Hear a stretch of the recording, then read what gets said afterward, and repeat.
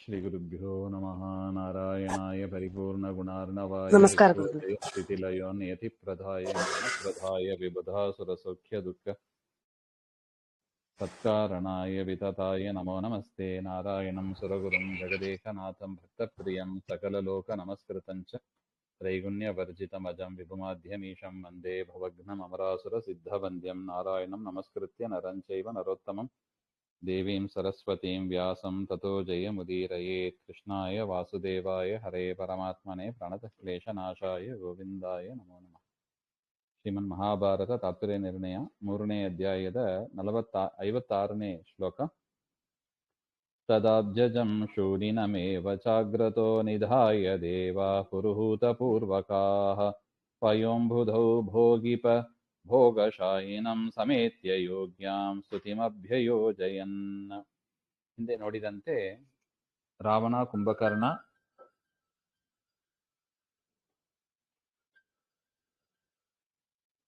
ಅವರು ವರಗಳನ್ನ ಪಡೆದಿದ್ದಾರೆ. ಮನುಷ್ಯರು, ವಾನರರು ಬಿಟ್ಟು ಯಾರಿಂದಲೂ ಕೂಡ ಸಾಯಬಾರದು ಹಾಗೆ ಅಂತ. ಮತ್ತು ಆ ವರವನ್ನು ಪಡೆದು ಅವರು ಎಲ್ಲರನ್ನು ಕೂಡ ಪೀಡೆ ಮಾಡಲಿಕ್ಕೆ ಶುರು ಮಾಡ್ತಾರೆ. ದೇವತೆಗಳನ್ನು ವಿಶೇಷವಾಗಿ ಹಿಂಸೆ ಮಾಡಲಿಕ್ಕೆ ಶುರು ಮಾಡ್ತಾರೆ. ತದಕ್ಕಿಮಭೂತ್, ತದನಂತರ ಏನಾಯಿತು ಹಾಗೆಂದ್ರೆ, ಯದಾ ಅಬಾಧತಾಂ ತದಾ ಪುರುಹೂತಪೂರ್ವಕಾಃ ಇಂದ್ರಾದ್ಯಾಹ ದೇವಾಹ, ಆ ಸಂದರ್ಭದಲ್ಲಿ ಇಂದ್ರ ಮೊದಲಾದ ದೇವತೆಗಳು ಅಬ್ಜಜಂ ಅಂದ್ರೆ ಚತುರ್ಮುಖ ಬ್ರಹ್ಮದೇವರನ್ನ, ಶೂಲಿನಂ ರುದ್ರದೇವರನ್ನು ಕೂಡ ಮುಂದೆ ಮಾಡಿಕೊಂಡು, ಅಂದ್ರೆ ಬ್ರಹ್ಮರುದ್ರಾದಿ ದೇವತೆಗಳನ್ನ ಮುಂದೆ ಮಾಡಿಕೊಂಡು, ಪಯೋಂಬುಧೌ ಕ್ಷೀರಸಾಗರಕ್ಕೆ ಹೋಗಿ, ವಿದ್ಯಮಾನೆ ಶ್ವೇತದ್ವೀಪ ವರ್ತಮಾನಂ, ಶ್ವೇತದ್ವೀಪದಲ್ಲಿ ಇರತಕ್ಕ ಭೋಗಿಪಶಾಯಿನಂ,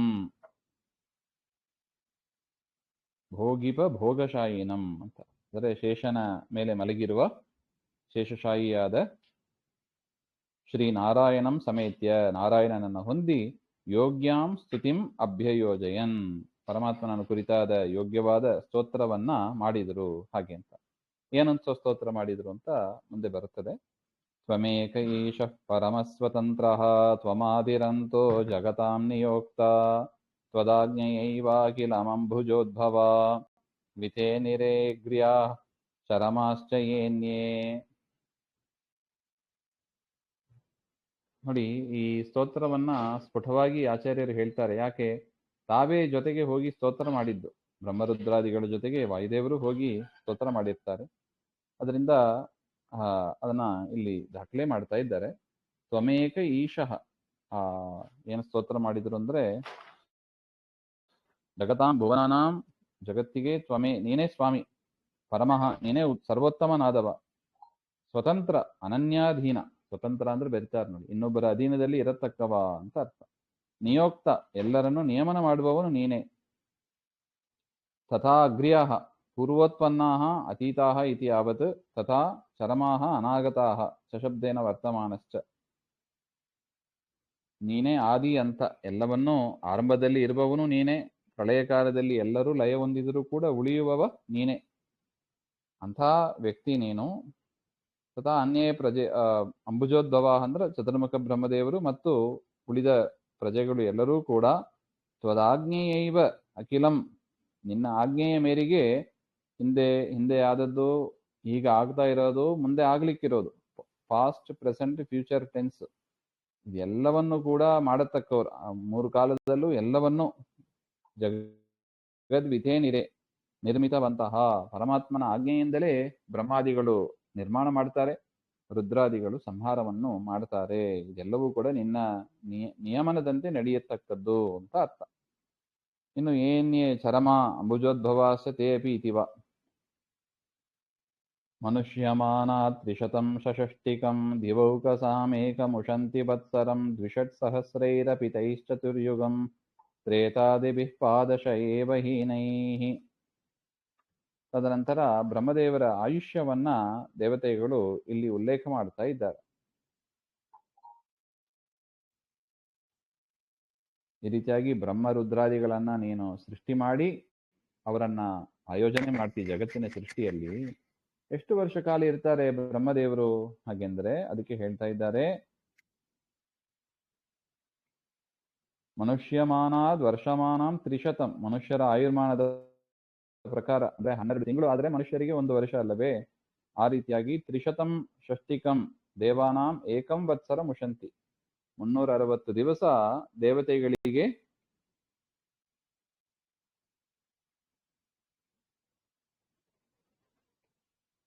ಒಂದು ದಿನ. ಏಕಂ ವತ್ಸರಂ ಉಷಂತಿ. ಮನುಷ್ಯರ 360 ಅಂದ್ರೆ 1 ವರ್ಷ ಅಂದ್ರೆ ದೇವತೆಗಳಿಗೆ ಒಂದು ದಿನ ಅದು. ಆ ರೀತಿಯಾಗಿ ತೈರ್ ದೇವವರ್ಷೈಹಿ ದ್ವಿಷಹಸ್ರೈ ಚತುರ್ಯುಗಂ ಭವತಿ. ದ್ವಿಷಟ್ ಅಂದ್ರೆ 12,000 ವರ್ಷ ಆ ರೀತಿಯಾಗಿ ತಿರುಗಿದರೆ 4 ಯುಗ ಆಗ್ತದೆ. ಕೃತ, ತ್ರೇತ, ದ್ವಾಪರ, ಕಲಿ 4 ಸೇರಿ ದೇವಮಾನದ ಪ್ರಕಾರ 12,000 ವರ್ಷ. ಈ ರೀತಿಯಾಗಿ 4 ಯುಗ. ಚತುರ್ಯುಗಾನಾಂ ಸಂಖ್ಯಾ ಕಿಂ ಸಮಾ ಇತ್ಯತಃ ಚತುರ್ಯುಗಂ. ಚತುರ್ಯುಗಂ ಇತ್ಯೇತದ್ ಅತ್ರಾಪಿ ಸಂಬಂಧ್ಯತೆ ಪಾದಶಃ ಏಕೈಕಪಾದೇನ ಹೀನೈಃ ತ್ರೇತಾದಿಭಿರ್ಯುತಂ. ಅದು ತ್ರೇತಾದಿಗಳಿಗಿಂತ ಏಕೈಕ ಪಾದೇನ 25% ಕಡಿಮೆಯಾಗಿರತಕ್ಕದ್ದು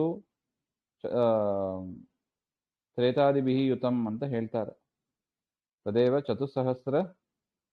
ಚತುಸ್ಸಹಸ್ರಂ ಅಷ್ಟೌಶತಾನಿ ಕೃತೆ ತ್ರಿಸಹಸ್ರಂ ಷಟ್ಶತಾನಿ 3600. ಅಂದ್ರೆ ತ್ರೇತಾಯು 12,000ದಲ್ಲಿ ವಿಭಾಗ ನೋಡಿ ಹೇಗಿದೆ. 4,800 ವರ್ಷಗಳು ಕೃತ, 3,600 ವರ್ಷಗಳು ತ್ರೇತಾಯುಗ, 2,000 ಚತುಶ್ಶತಾನಿ 400 ವರ್ಷಗಳು ದ್ವಾಪರ, 1,200 ವರ್ಷಗಳು ಕಲಿಯುಗ ಅಂತ. ಈ ರೀತಿಯಾಗಿ 12 ವರ್ಷಗಳ ಬ್ರೇಕಪ್ ಕೊಟ್ಟಿದ್ದಾರೆ ಇಲ್ಲಿ.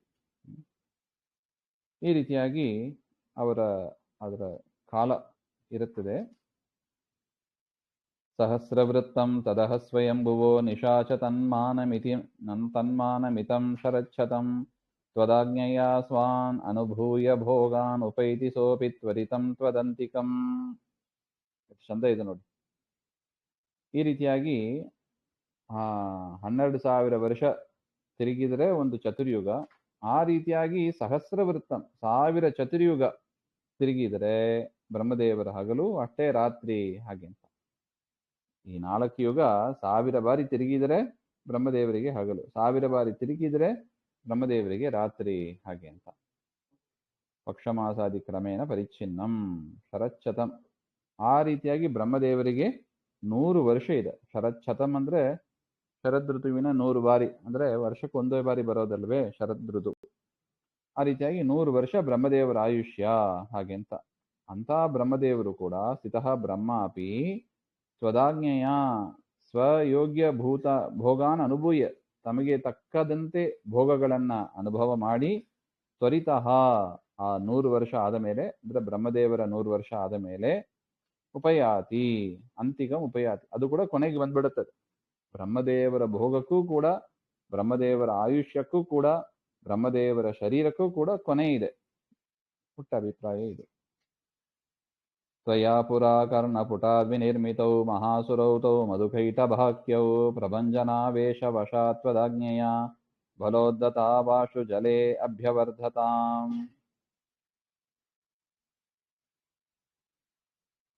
ಪ್ರಸಂಗಾನುಗುಣಾಂ ಸ್ತುತಿಮಾಹ. ಪ್ರಸಂಗಕ್ಕೆ ತಕ್ಕಂತೆ ಸ್ತೋತ್ರವನ್ನು ಮಾಡ್ತಾ ಇದ್ದಾರೆ ದೇವತೆಗಳು.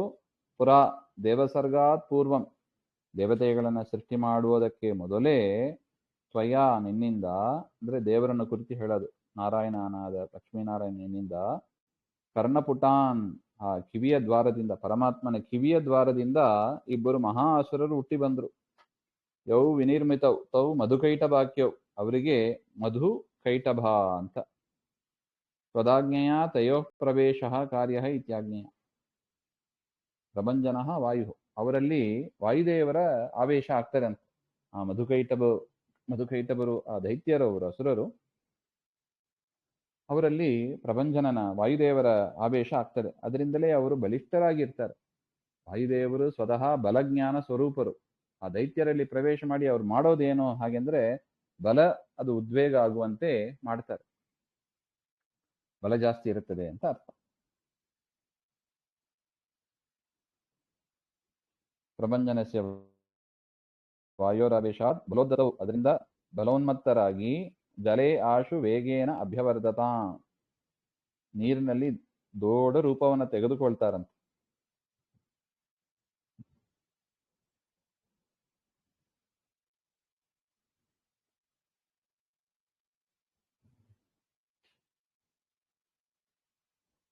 ಮಹಾಸುರವದೇ ಮಮ ಶಕ್ತ್ಯಭಾವಾತ್ ಮತ್ ಶರಣಾಗತಿರ್ವ್ಯರ್ಥ ಇತಿ ನ ಮಂತವ್ಯಂ ತೇಷಾಂ ನಿಸರ್ಗಬಲಾಭಾವಾತ್ ವರಾದ್ ಉಪಾದೇಶ್ಚ ತ್ವದಾಜ್ಞಾಯತ್ತತ್ವಾತ್ ತದ್ಬಲಾದೇಃ ತ್ವದಾಯತ್ತತ್ವಾತ್ ತಾದೃಶ ಮಹಾಸುರವಧಸ್ಯ ತ್ವಯಾ ಕೃತತ್ವಾಚ್ಚ. ಇಲ್ಲ, ಈ ದೇವತೆಗಳು ಯಾಕೆ ಇಲ್ಲಿ ಬಂದು ನಮಸ್ಕಾರ ಮಾಡಬೇಕು ಹಾಗೆ ಅಂದ್ರೆ, ಅವರು ಮಹಾಸುರರು, ಹಿರಣ್ಯಾಕ್ಷ ಹಿರಣ್ಯಕಶಿಪು ಅವರೆಲ್ಲ. ಅವರನ್ನ ಸಂಹಾರ ಮಾಡಲಿಕ್ಕೆ ದೇವರಿಗೆ ಬಲ ಇದೆಯೋ ಇಲ್ಲವೋ ಹಾಗೆ ಅಂತ ದೇವತೆಗಳಿಗೆ ಡೌಟ್ ಇಲ್ಲವಂತೆ. ಯಾಕೆ? ಅದಕ್ಕೆ ಈ ಪ್ರಸಂಗವನ್ನು ಹೇಳ್ತಾರೆ. ಆದಿಯಲ್ಲಿ ಹುಟ್ಟಿದ ಮಧುಕೈಟವರನ್ನೇ ನೀನು ಸಂಹಾರ ಮಾಡುವ ಶಕ್ತಿ ಸಾಮರ್ಥ್ಯ ಉಳ್ಳವ ನೀನು, ಅದರಿಂದ ಇವರನ್ನು ಕೂಡ ನೀನು ಸಂಹಾರ ಮಾಡ್ತೀಂಬ ಅದರಲ್ಲಿ ಯಾವ ಸಂಶಯವೂ ಇಲ್ಲ. ಅದರಿಂದ ದೇವರಿಗೆ ಶರಣು ಹೋದರು. ದೇವರಿಗೆ ಶರಣು ಹೋದದ್ದು ಎಂದಿಗೂ ಕೂಡ ವ್ಯರ್ಥ ಆಗೋದಿಲ್ಲ ಅಂತ ಅದರ ಅಭಿಪ್ರಾಯ. ತ್ವದಾಜ್ಞೆಯ ಬ್ರಹ್ಮವರಾದ ಬದ್ಧ್ಯೌ.